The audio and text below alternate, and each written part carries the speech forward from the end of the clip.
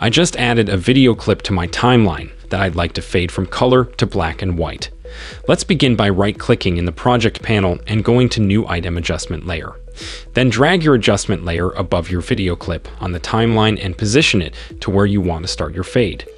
You can also drag the adjustment layers and change its duration for how long you want your clip to remain black and white.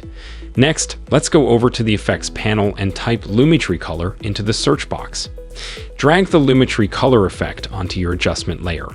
Now make sure your adjustment layer is selected on the timeline and go over to Effect Controls in here. Start by positioning the playhead at the start of your clip. Then open up the Creative section under Lumetri Color. Click the stopwatch next to Saturation to create a starting keyframe. Then move the playhead to where you want your clip to be faded to black and white by changing the saturation to 0 to automatically create a second keyframe. Okay, now when I play this back, my clip fades from color to black and white. To change the speed that your clip fades, just drag the second keyframe closer or further from your first one. Now to fade your clip back to color, move the playhead to where you want to start fading it back.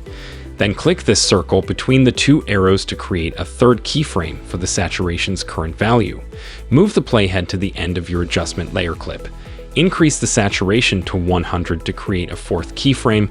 Okay, and now when I play this back, my clip page from black and white back to color. Alright, and that's it for this tutorial. Thanks for watching and see you next time.